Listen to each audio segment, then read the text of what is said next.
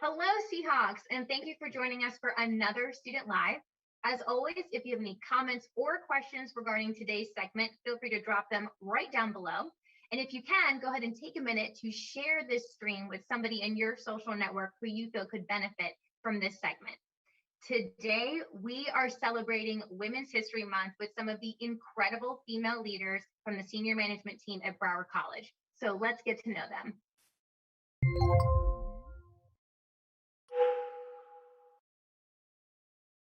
Hi there, Seahawk Nation. My name is Isabel Gonzalez. I serve here at the college as Chief of Staff and Vice President of Communications and Community Relations.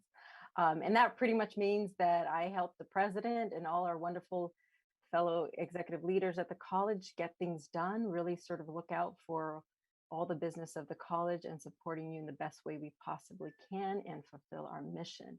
I also work on, the marketing, all the wonderful things you see on social media, most of it at least, and really support our partnerships. Community partnerships are so important to the work that we do in supporting our students and our mission here as a true community college. So that's some of the great things I get to do.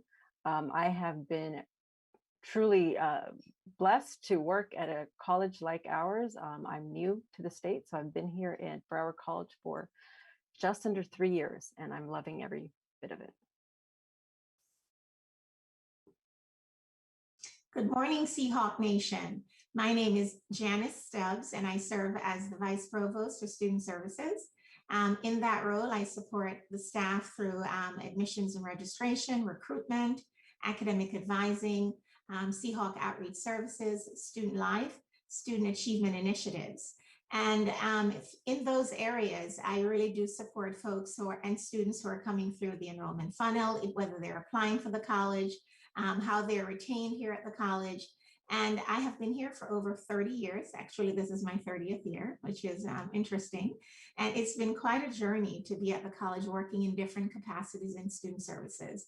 I really believe in the mission of Broward College and what we do here, that we really do transform lives. And over the years, I've seen so many students transform who they are, from students who are coming in who are like, do I even belong here? To folks who have left here just confident and who have become professionals across Broward County and even throughout the state of Florida. So it's been my pleasure and honor to serve and just love what I do here at Broward College. Good morning, Seahawks. My name is Mildred Coyne. I serve as the Senior Vice President for Workforce Education and Innovation. And that's a mouthful. And what does it even mean, right?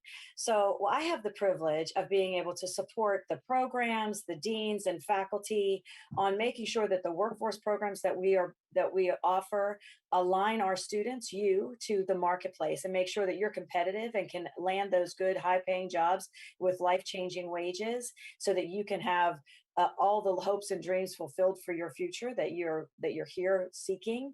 And at the same time, I get to work with the employer community and making sure that they have access to the talent, you, to meet the economic vibrancy of Broward County. I also have the privilege of co-leading our Broward Up movement with Isabel Gonzalez, actually, where we are really intentionally making sure that we have equity in access and education attainment for all of our community, not just those who can find us and those who can have the courage like you to get here and to be a student at Broward College, but really to be intentional about how we can be proximate to where students are so that we can make it more realistic and viable for them to attain their education goals. Hello, I am Sophia Galvin, and it is my distinct pleasure and honor to serve as the Executive Director, Talent and Culture. And what that means in traditional terms is that I serve as the head of human resources.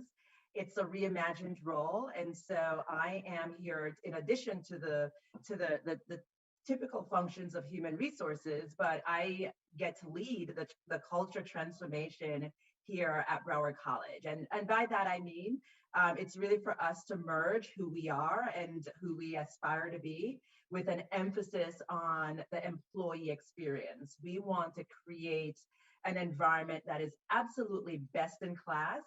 And we look at that through the lens of how do we treat each other and how do we get work done? and we're in the midst of a journey. And it's just my pleasure to lead a group of professionals in the talent and culture team to kind of take us along that path. Good morning, Seahawks. My name is Sunan Beaton Garcia, and I have the honor and the pleasure of being the campus president for our North and our South campus, as well as the vice provost for academic services. And what that means is I get to support all the amazing work that's being done on our campuses, and also the areas support you, the students, like testing, registrar's office, the curriculum, all of those wonderful services that dual enrollment and a number of others that really support the students day in and day out. But my job is also about being in the community and telling our story and telling the community about you, our amazing students, and everything that you do. And so I've been here at the college for over 12 years. I started off as a faculty member. I've had a number of roles here at the college, and now I serve in this capacity. And every step of those 12 years have been an amazing experience. And I hope that the work that we're all doing here at the college will continue to serve you now, not just as a student today, but as an alum as well.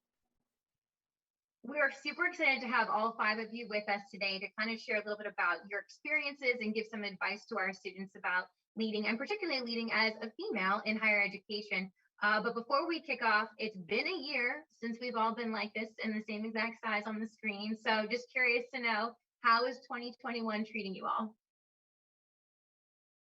Stephanie, 2021 has been amazing so far. There's a lot of excitement going on for everything that we're going to accomplish this year. We're just catching our stride and getting used to working from home, studying from home. Even though we're apart, we're very much together here, right? We're still all as one here at Broward College, but we're very excited about what this year could potentially mean for all of us as we begin to see great progress in reducing the effects of the pandemic and have an opportunity to being together again. So I would say that this is a great year. I'm very hopeful and very excited for all the things that we're working towards so that we can be together again very soon. I'm really looking forward to going back to campus, even although I've enjoyed working from home. I think with, just adding to what Sunan said, with the progress we're making with the vaccine, I'm really hoping by fall we can be back on campus and to be a part of the communities, that we contribute to on our campuses, and to see our students and to see the staff, because even although we're seeing each other on Zoom all the time, it's certainly not the same thing. And so having that in-person interaction, I'm really looking forward to. I'm also looking forward to being around my family. We've been Zooming as a family, for most of my family anyway, because we've been sort of protective of each other. And so I'm really looking forward to seeing them in person and coming together. And I'm sure a lot of people across, Florida and Broward County are looking forward to that. So I'm very hopeful that by the time this year is out, we'll return to quite a bit of normalcy. Stephanie, I just also want to acknowledge that we, many of you students, as I have lost loved ones due to the pandemic. And that is something that maybe we'll all continue to experience for a short time. But I know that hope is on the horizon with the vaccines. Just know, students, I, like some of you, this has been difficult for many other reasons, right? And so it is something that I share in your loss, and it's something that we will always reflect on this year as a time that we needed to come together for so many reasons. So just know that I hear you, and I experienced some of the same difficulties some of you have had to go through. Yeah, absolutely. I think it's been a year of challenges, but also we've had some triumphs, which has been nice as well, and some successes to share. And today I say that we're celebrating Women's History Month, but really what I want to say is, like, we are celebrating the 5 of you and every other female leader across the college specifically, and even beyond. You all have had very amazing professional and personal accomplishments, both of your time, I'm sure, before Broward and during Broward, and that will continue even after Broward. And so because you've had all of those different experiences, not only in being led, but leading yourselves, I'd love to kick off our conversation by having you all share a little bit about what are some of those characteristics that you like to see in all leaders, not just female leaders, but all of our leaders. I think I'd like to share, throughout my career, I've had examples of amazing leaders, as well as some leaders that were more fearful and certainly had its share of opportunities, and I've learned from both. I've learned from the terrific leaders, and I've learned from the bad as an example of what I don't want to be. But the characteristics that I really admire are leaders that are able to be authentic, to be their authentic selves, and to exhibit a certain amount of humility, vulnerability, and it takes courage, right? It takes courage for you to show up in your most authentic space. But when you do, people gravitate towards that and trust you. And ultimately, leadership is about influence. And in order for you to truly influence others, folks have to feel like they understand who you are, that you are approachable. I love, an example that I'd like to share is, our president, when he talks about his background and the sacrifices his parents have to make, and really who he was, right, where he came from, and some of the struggles he experienced as he went on to higher ed. It takes a certain amount of courage to be vulnerable like that. But really, it's just about that humility and approachability. So for me, those are the characteristics that I try to emulate. I do not want anyone to ever feel uncomfortable in my presence. And so I always strive to really to show people who I am and what matters to me, and really just the fact that there are no hidden agendas here, but it's really that authenticity and being able to show up in the gloriousness of who you are and all of your experiences.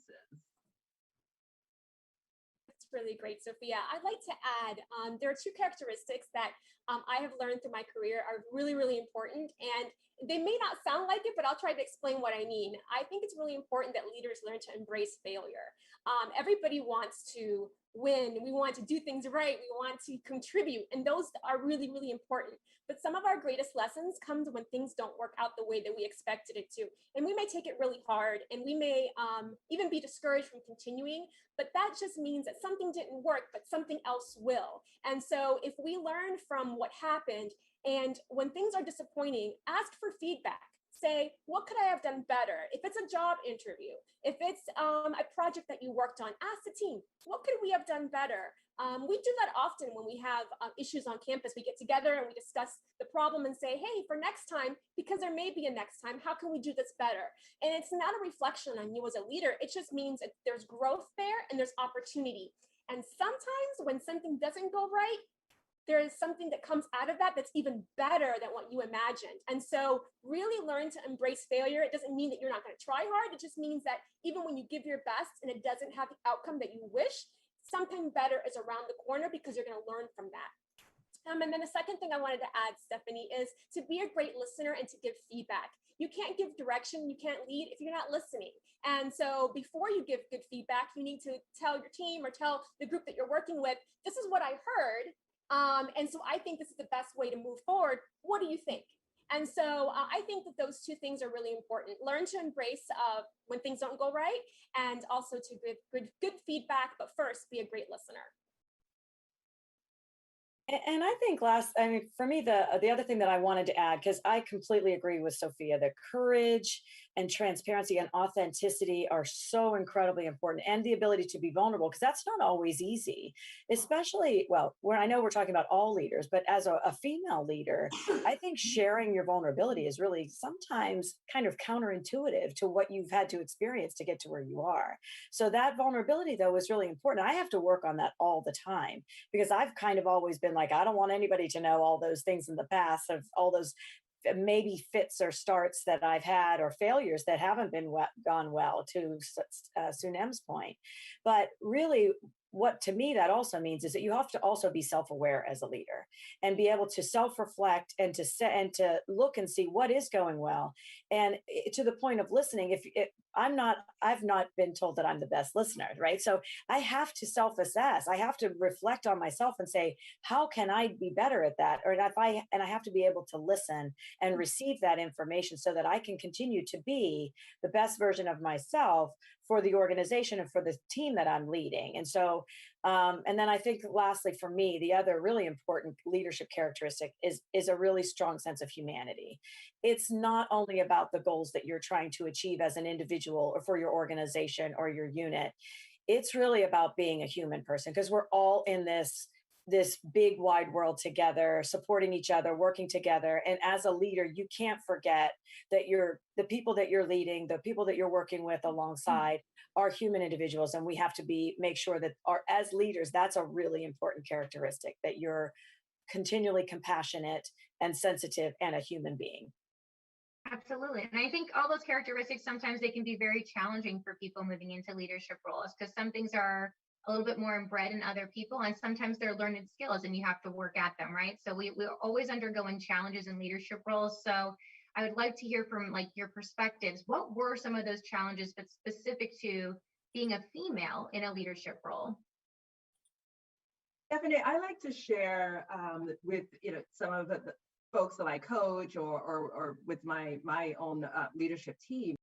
So some of the challenges that I've seen in young women that I have struggled with early in my career is within the concept of that imposter syndrome, right? Being overly critical of yourself and not really embracing all of your strengths and what you bring to the table. So my advice to young women or anyone starting in their careers is to know that whatever room you're in, you belong. Whatever table you're at, you sit at that table, sit up front, ask your questions, be your best self, and ensure that inner voice is supportive of who you are, and really kind of embrace what you bring, which are unique. It's a unique set of skills that's not just based on your experience, but it's your professional experience, but it's your life experience as well. And so that is a challenge that I've had to learn to overcome. And it's really within that concept of, do I really belong here? And it's been a journey, and it's still a journey, but it's really something that I really encourage folks to come to terms with, and really have a confidence in who they are and the gifts they bring to the conversation. And I second what Sophia just said. And one of the things I'd like to share is that as a young administrator, my first job as an administrator supervising folks, I was 24 years old. And all of the full-time staff who were reporting to me were way older than I was, both males and females. And we had students who were younger than I was at the time, but all the full-time staff were older. And when I started with the team, it was very apparent that they looked at me like, really, you're kidding me. And at 24, I probably looked younger than 24. And so, it was proving myself. It was really making sure they could see that I knew what I was doing, that I was knowledgeable about my craft, that I was also respectful of them as human beings, not because of their age or my age, but that I respected them and had compassion for them and empathy with them, and that I was willing to work with them to make our office and our department, what we do, the best that we could deliver.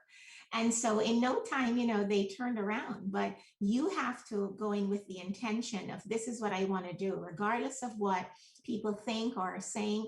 You have to have that confidence in yourself, as Sophia said. You have to, if there's something that you're concerned with or you feel you're not as good at, then you need to work on that.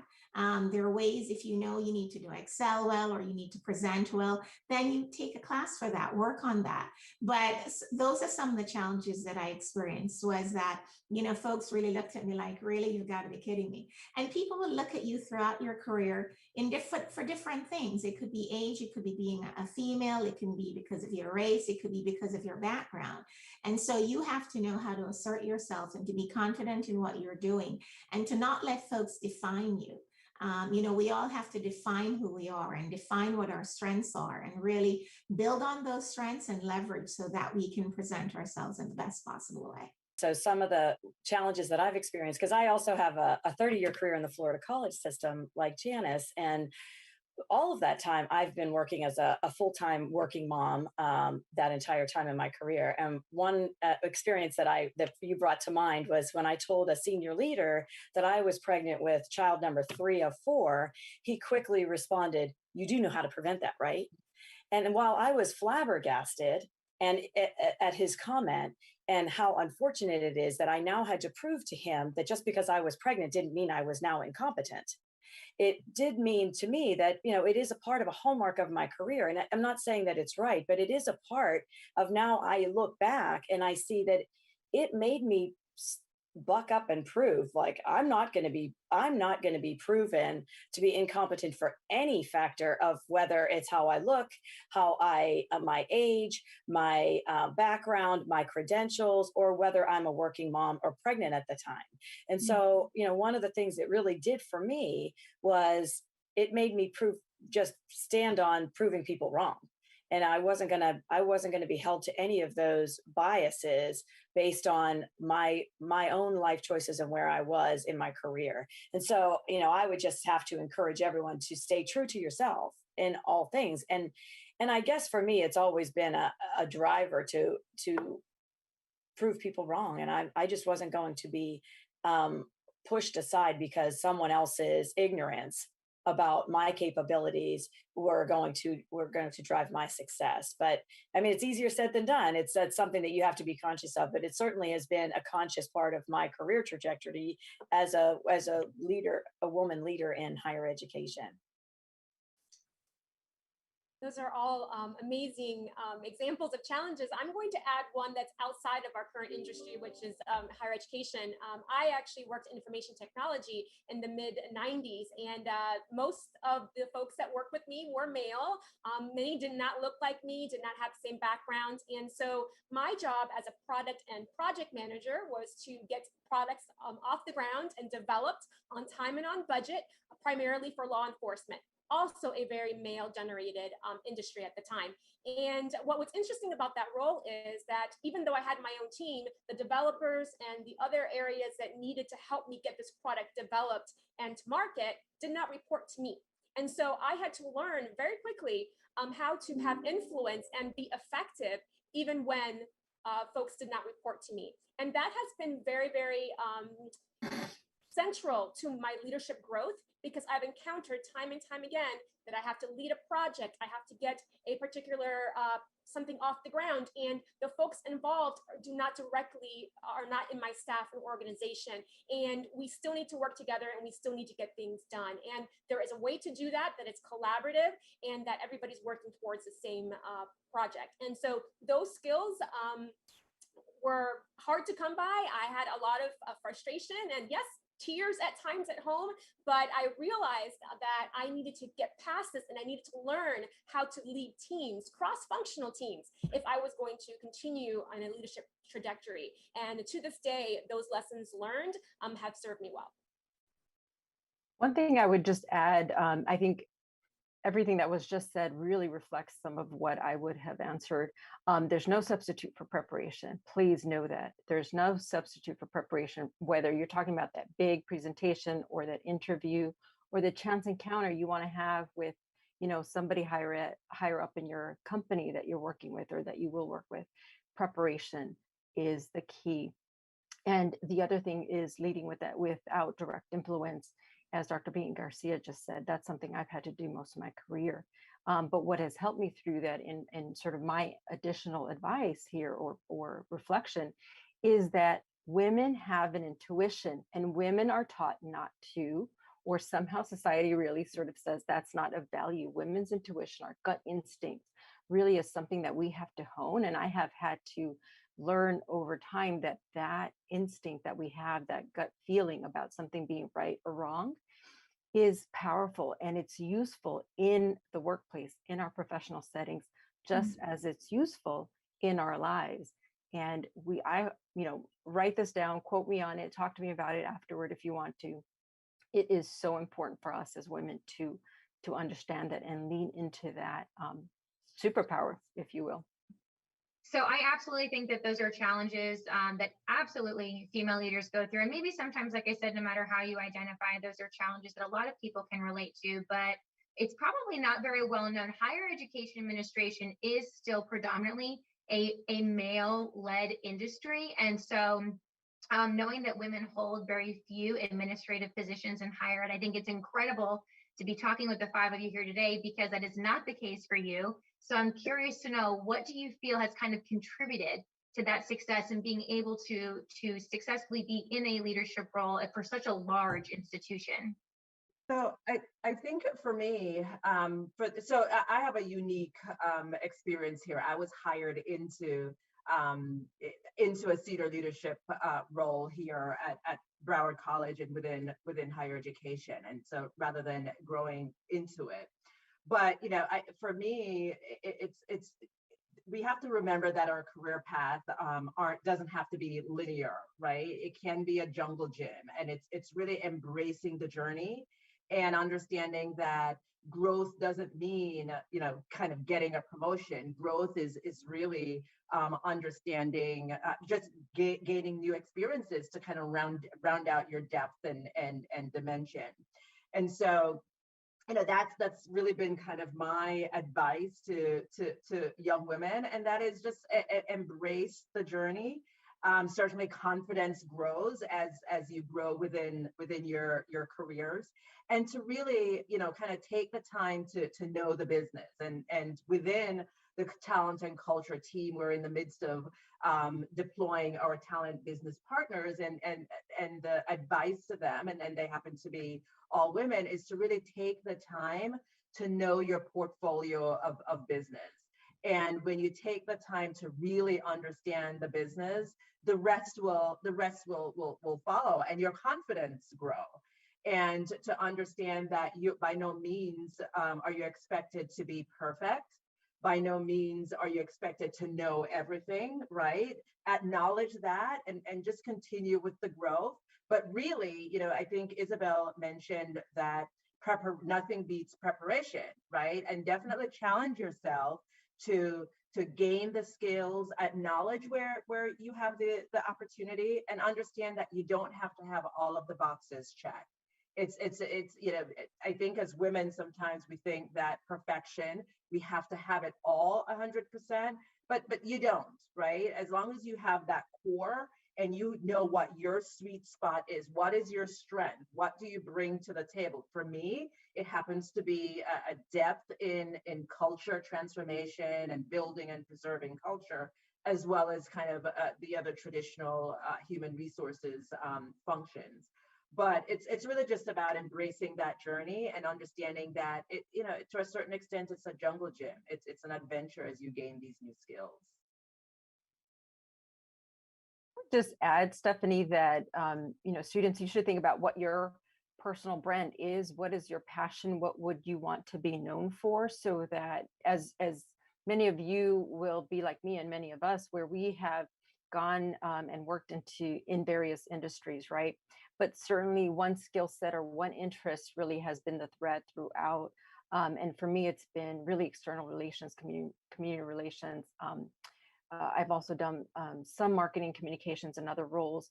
And there were roles that I just was gravitating toward. And it helped me sort of move in from economic development, in the Southwest of the United States to and planning conferences and the logistics around that, to moving into K-12 education and also working in aviation and transportation, and then now in higher education. So that's really 4 industries that I've been in. But what I've done in those roles and who I've been has been somewhat consistent. There's that thread. So just know that your passion will lead you in various roles, but hone those skills, understand who you're about, what your brand is, and that'll help guide you. And the other thing is just moving from industry job to job, getting that promotion or not.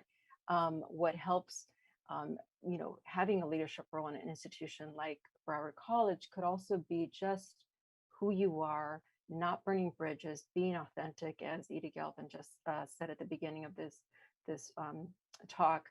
Those are all things that just making sure that you're the best you can be. Your reputation and the network that you build around that reputation is also very helpful, and certainly it's important. So I love the idea of understanding what your personal brand is, Isabel. That's great advice.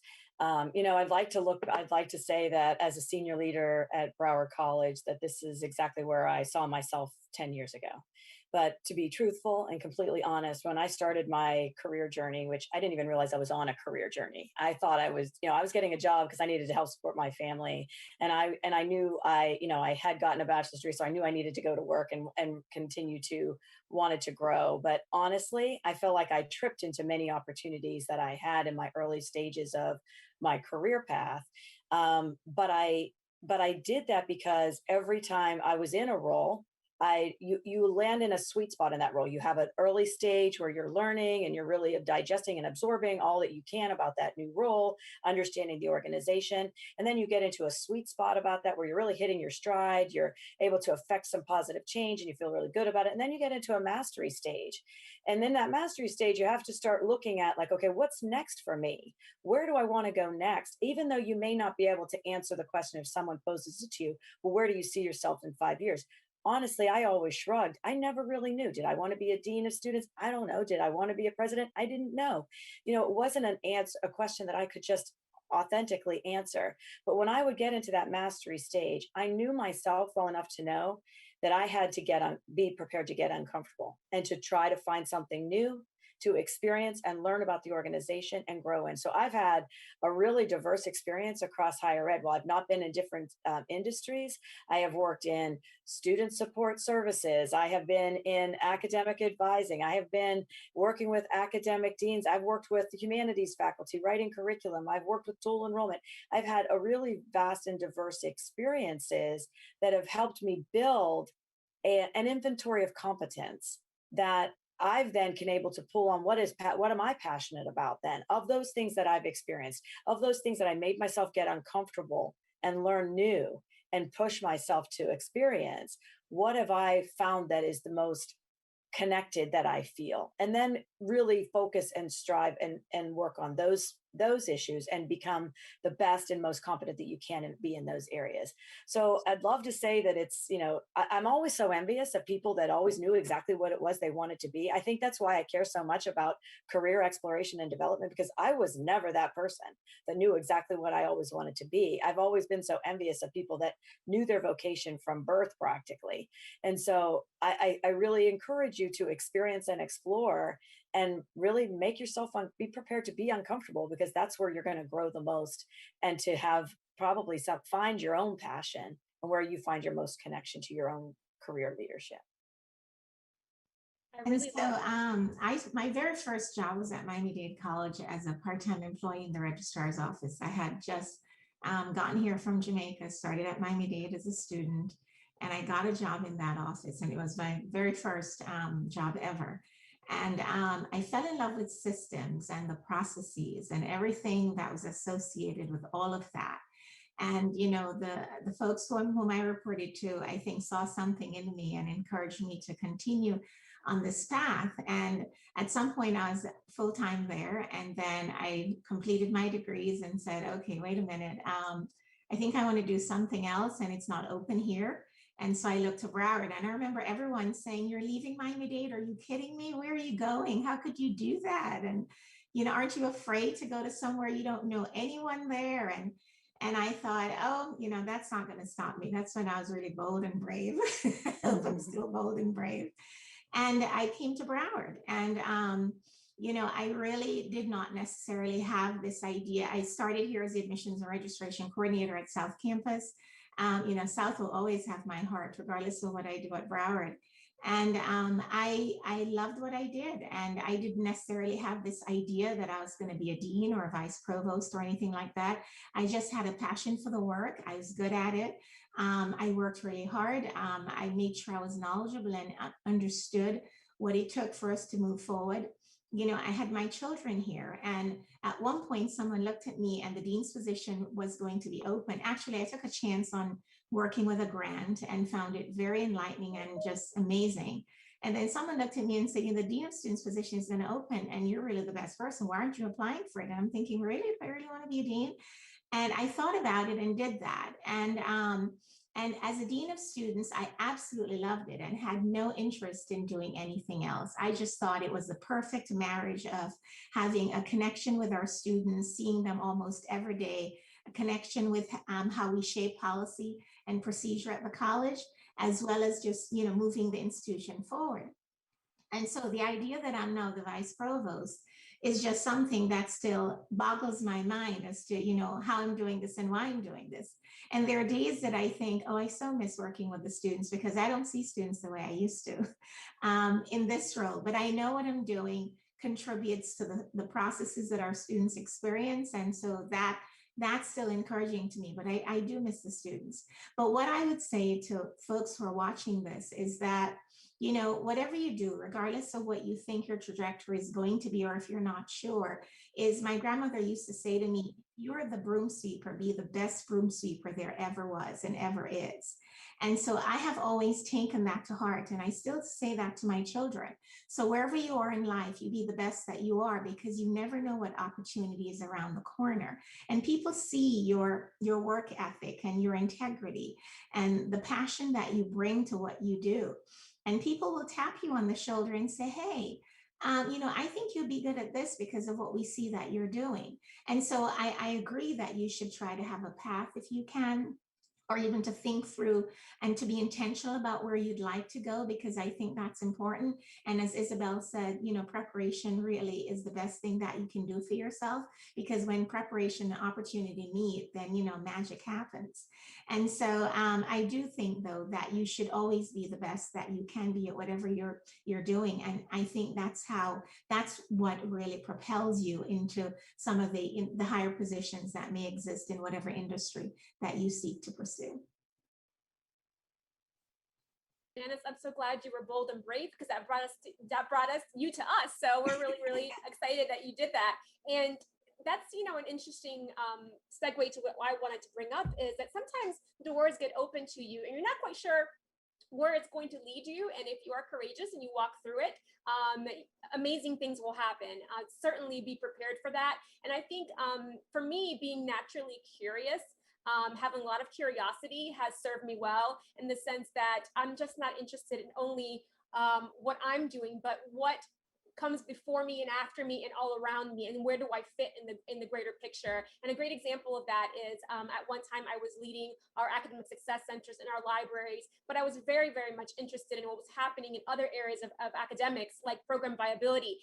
And I reached out to a colleague and I said, could I sit in with you in some of these meetings? I really, really find this to be very interesting. I want to know what it's all about. And so being naturally curious and seeing how the organization works will give you breadth and depth. And then you never know when one day some of those areas will be more directly impacted with what you do. And so it's just part of your growing. So I would say certainly walk through open opportunities that are given to you, even if you're not quite sure what's going to be on the other end. Trust in yourself, be brave, be bold, like Janice said, be prepared, and certainly be naturally curious, not just about your own work. Be amazing at what you do, but also want to know how everything works around you and how it fits in with your work. And that will make you that much more experienced. And then don't shy away from large projects. Just because projects or problems are hard, tackling them will also give you that stretch, that experience that you need for your career. I'd love to segue now to talk about other females who have been really instrumental in all of your careers, or really in your lives, because I think one thing that resonates with our students is mentorship.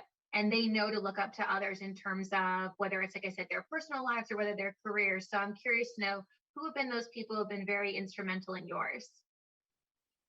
Stephanie, I like to answer that. I think it's important to find leaders that you admire.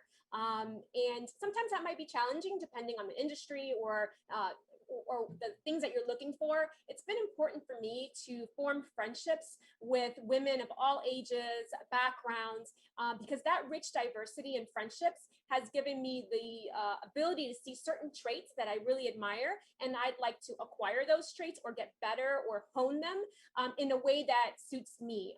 It's easy to really, really admire a particular person and try to emulate them, but that's not really being you, and it's not being your authentic self, as amazing as this person can be. So you have your own amazing traits that perhaps you can highlight or hone and be better at things. And so I think that if you can find women in your circle of friends that you admire, and perhaps maybe even in your family or outside of your family in the different industries, and try to find those traits that you find important.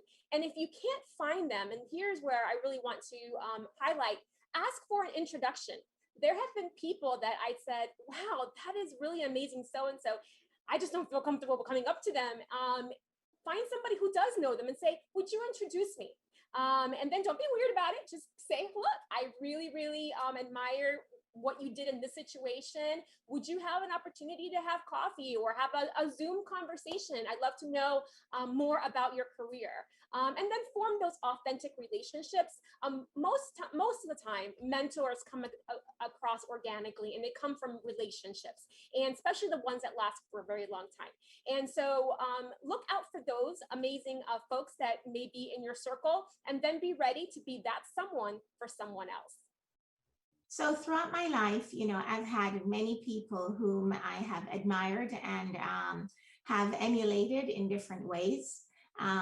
Leaders within the college setting, within, going through school and all of that. But I think the person that I have most admired throughout my entire life is my grandmother, who actually only had a high school education and was just the most fearless leader I've known in my entire life. In every way. She pastored a church. She's, been in charge of a school. She's done everything that she's ever wanted to do in her life. And what I have learned from her is that you have to, create your own path, regardless of what you're doing in life or what people have said about you. You have to carve that out for you. And if you keep allowing people to carve out your path, then you'll never achieve fulfillment or what you want out of this life. And so she never, waited for permission. She never asked for, is this what I can do or can't do? She just decided what she was going to do. And so I know that has shaped me in so many ways, because, and sometimes she would say to me as, she got older, and I'd say, how did you do so and so? And she was like, actually I was terrified out of my mind. But it never showed. And I said, you're kidding me. She said, of course I was. But, who says fear should ever stop you? Her mantra was, if you're finding that you're afraid, it's probably time for you to push through, because you're getting to a place where you're growing, you're going to grow. Because if it's all safe and comfortable, is there real growth there? So her thing was that if there's some fear there, then look it in the eye, see what it is, and then say, you know what, I'm going to push through. So to me, she was the person that I've tried to emulate the most in my life, and her authenticity and integrity, because, to her, you've got to be a truth teller. And it doesn't mean that you're not a truth teller in a diplomatic way, but you're a truth teller. And that if you've made a mistake, you own it and you say, oh my God, this is what I did. And you don't blame anyone else for it. And even sometimes when your team makes a mistake, you've got to claim it for them. And, behind the scenes, you may have to say, oh God, what did we do here? But in front of everyone else, you have to own the error, and you have to say, okay, as a team, we're going to have to do better. But she's been my inspiration my entire life. And I have been blessed for her to have been chosen, whatever my soul is, my soul has been blessed to have her as the person who has guided that soul. I love that. I think that someone for someone else, that brings to mind for me, and I'll say her name because she has since passed, is Sue Bear. So I was in a new industry in aviation, fresh out of graduate school. And by the time I met her, she had already been the manager of all airports in the New York, New Jersey region, and just was a well-respected person in this large behemoth of an agency that managed so many transportation business lines, right? And she saw something in me, and I was able to work in the aviation department because of her, and she selected me to work under her. And she saw something in me, like I said, and I just I knew that immediately. It was about trust.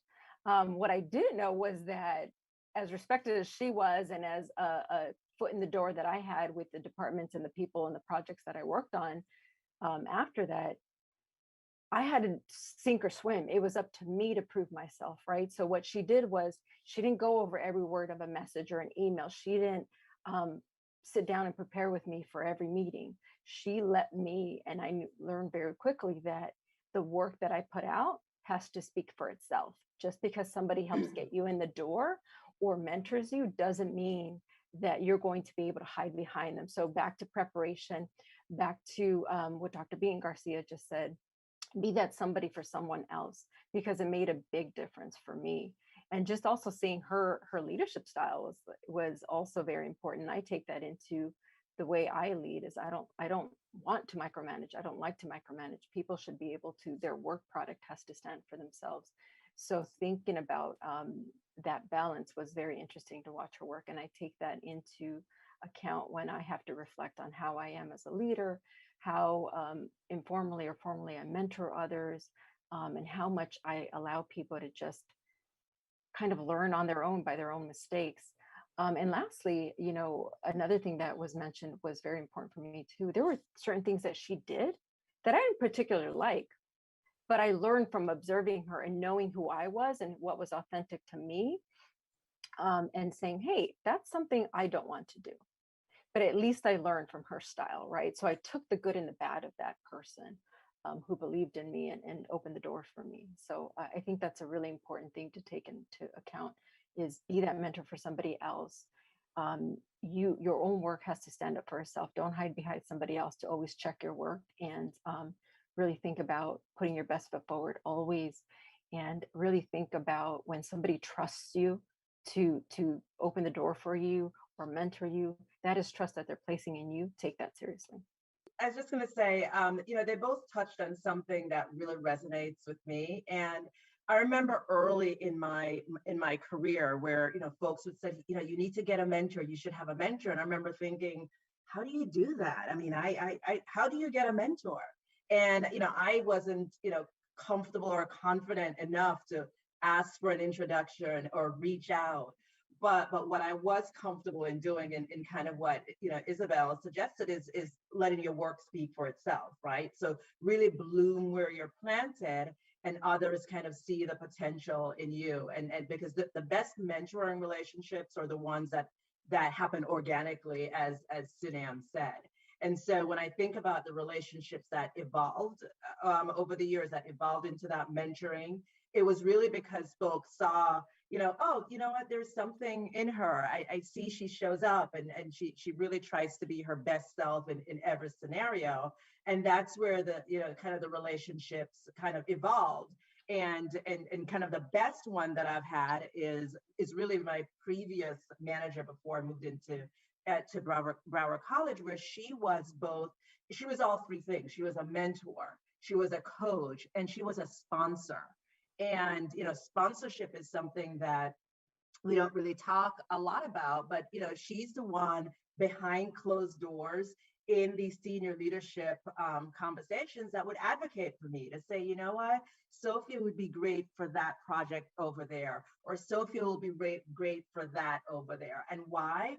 Because she trusted me. She trusted kind of the consistency of my work, and knew that when she put her reputation behind me, I'm not going to kind of embarrass her. So whether you have a formal mentor, a formal sponsor, or what, and sponsorships end up being more certainly informal, or a coach, but it really starts with you and how you show up for yourself, and the consistency in your work product. So I can't say that enough. Within your professional journey, it starts with you. It starts with you showing up, I like to say, sit at the front of the room, ask a question. I know for me, what I used to do is sometimes if I know there's a big meeting with the president or whomever, I actually would prepare my questions before, because I know sometimes I get nervous, I get in my head, but I just prepare before and have some questions that I already know, that I can ask. So it starts with you taking ownership of your career, your trajectory, and just having that personal brand that's burnished, within the organization. I think such great advice. And, I struggled a lot with this question. I think we all had a little conversation beforehand about it, about the mentorship. And I think that, learning from the good and the bad is really important. But I think one of the other things that I just wanted to convey to women coming up in an organization or thinking about your own agency and your own career is, be kind to one another. Think about how you can lift up another female colleague or leader, and recognizing that if you're competing, you might need to flip that to creating and start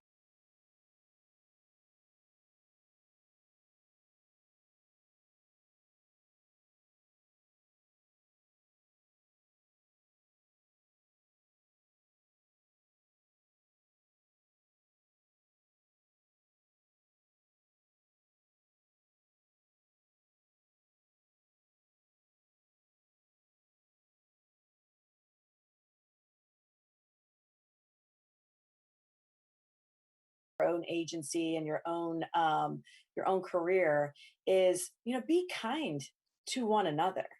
Think about how you can lift up another female colleague or leader, and recognizing that if you're competing, you might need to flip that to creating and start trying to be a little gentler to your female peers, and recognize that you have allies and you have colleagues that can really be great relationships long term, whether, no matter how your own career paths go. But just remember that, I don't think women all in leadership sometimes get a bad reputation. And I've had some bad experiences too, where I was perceived as threatening or overambitious or whatever those narratives are. But I think that acknowledging them or recognizing that you can lead through those as well, and making sure that you're leading with that kindness and celebrating your colleagues and other women around you. And I mean, I think to Sophia's point too, and helping other people get a nod for a certain position or a task or a project that would be beneficial on their skill set. I think it really it advocates for you as well. Absolutely. I love that. I think that's a great add on. And I think it does need to start with uplifting others, and specifically other women that you work with regularly, and building those collaborative relationships. And I think it was funny, Isabel actually touched on something I think is very important, which is the idea of balance, and how her mentor was trying to share with her the concept of balance. And I think that that's extremely relevant to a lot of our female leaders. So like the $6 million question, how do you go about balancing things like your career, your personal life, your family life, and then those outside passions that you do have that extend beyond the boundaries of your physical job?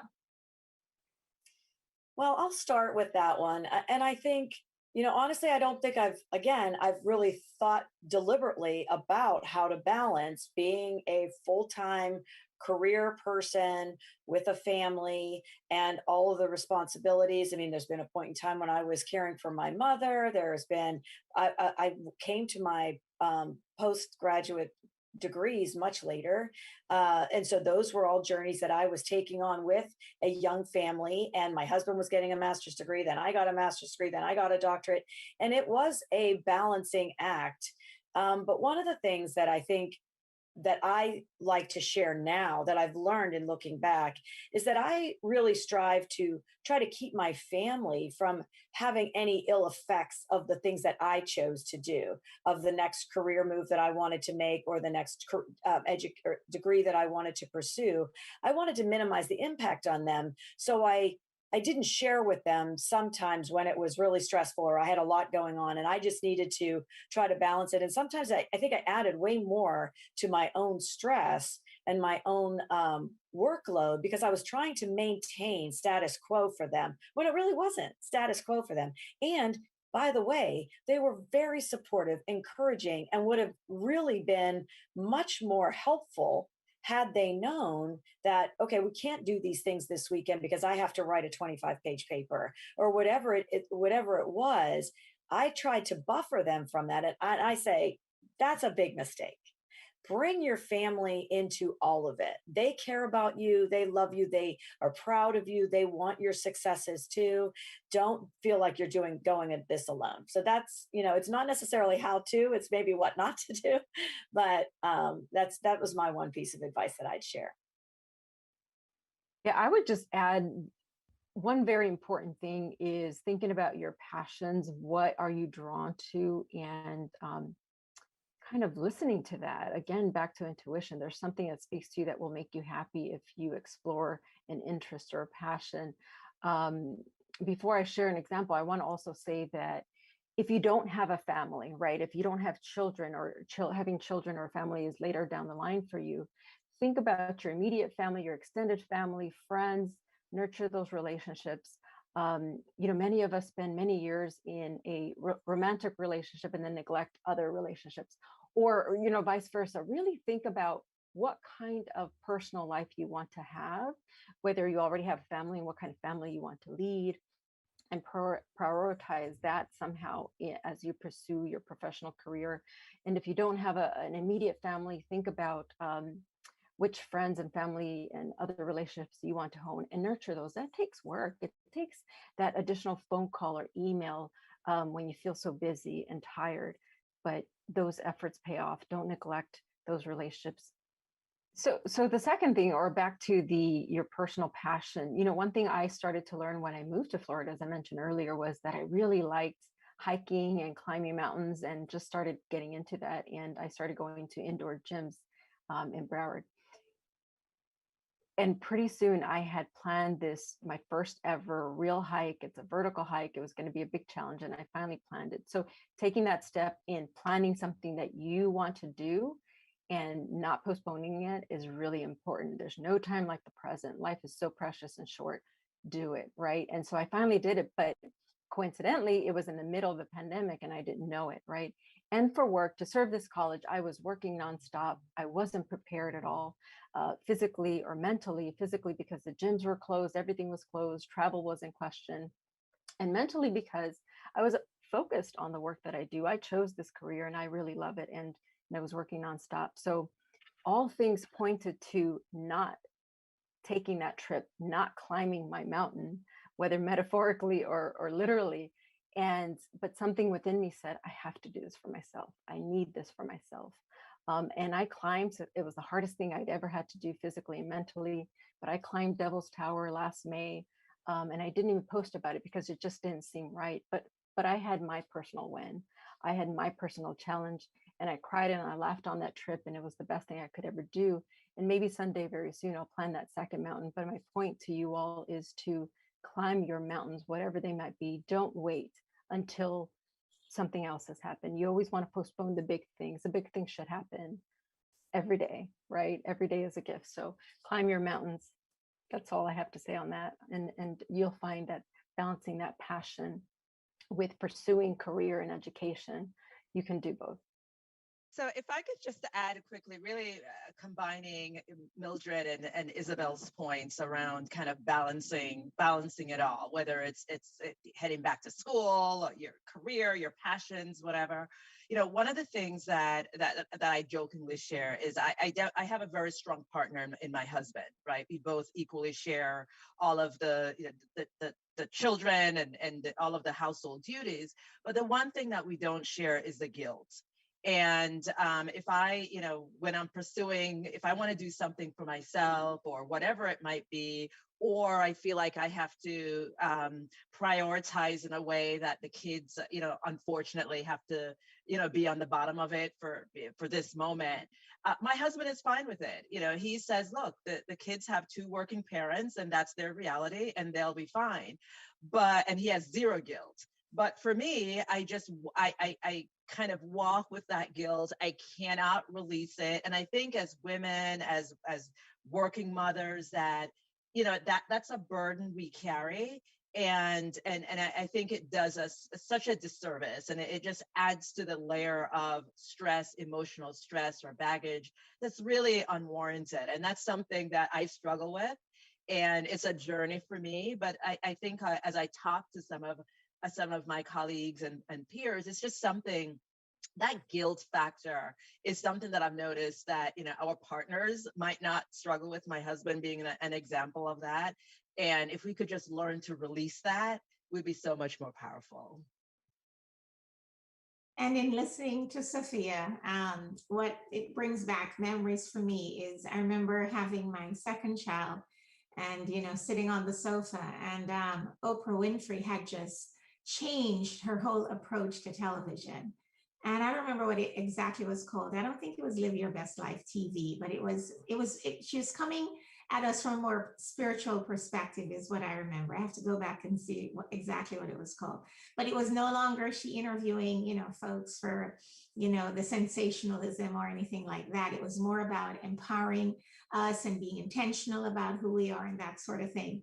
And I remember this idea of women and self-care, and the idea that you can't be a phenomenal mother or, amazing in your job if you're not taking care of yourself first. And that was never a concept that we've ever embraced as a society. It was always about, you're taking care of everyone else, and too bad if you fry. And so it was this real idea that you have to take care of yourself first. And, I started really paying attention to that, in all honesty, and starting being intentional about where I focus my energies as a mother back then, and someone who was working not at this level, but I was still we had opened the Pine Center in Pembroke Pines out there by west of I-75.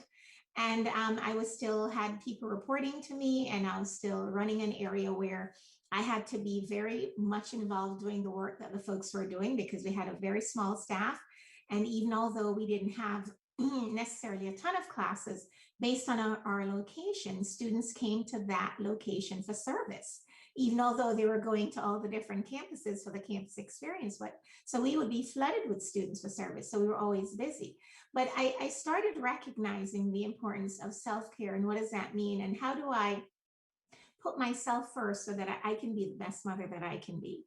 And so some of the things I learned was making sure that I decide what was important to me in terms of how I engage with my children. And cooking dinner wasn't necessarily high on that list. Yes, they would have a healthy dinner, but there were ways to get it. But I couldn't hire someone to read a bedtime story with them. That was something I needed to do.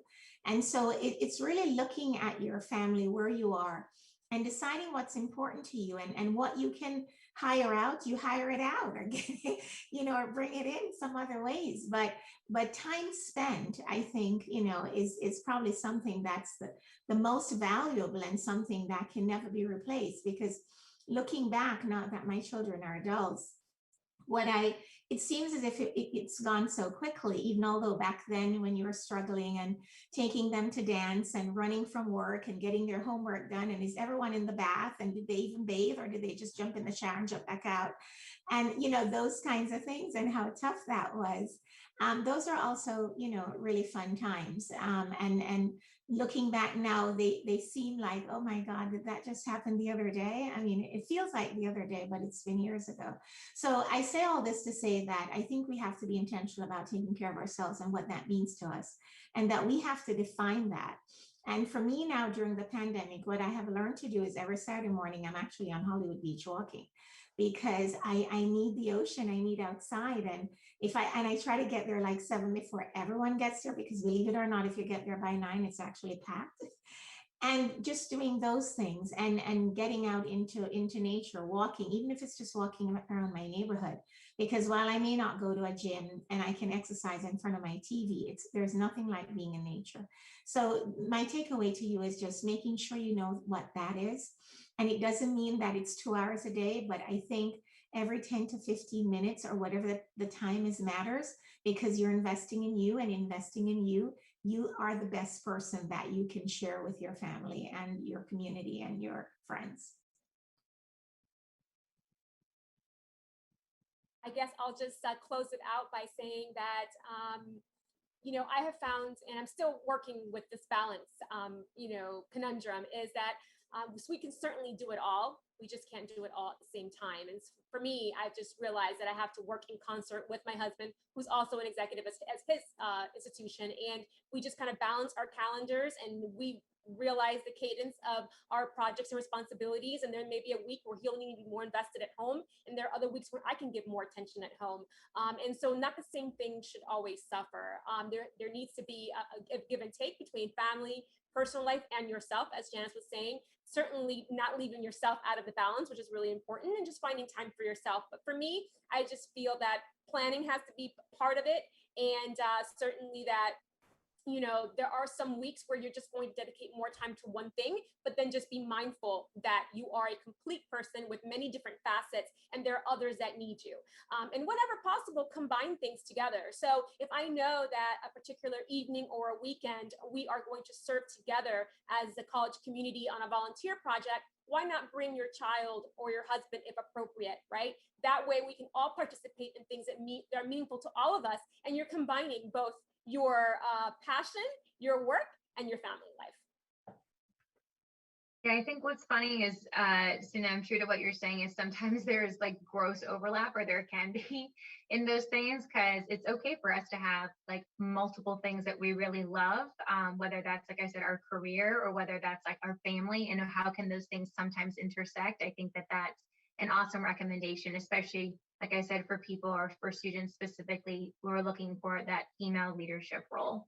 So I so appreciate the time that you all gave to share with us, not only about, like I said, your successes, but truthfully your challenges. And to your points earlier, it takes not only strength to do that, but vulnerability, which I know is a very sensitive thing to say and to mention, as female. So I just personally, as a female, I want to say thank you so much for being bold and being vulnerable in that sense, and sharing with us your journeys today. Thank you. Thank you. Thank you. And as always, thank you, Seahawks, for joining us. Remember to check out the survey link in the description below so you can give us your feedback about today's program. And we hope to see you all on our next episode as we continue the Live Your Values series and talk about Broward College's core value of integrity. Hope to see y'all real soon.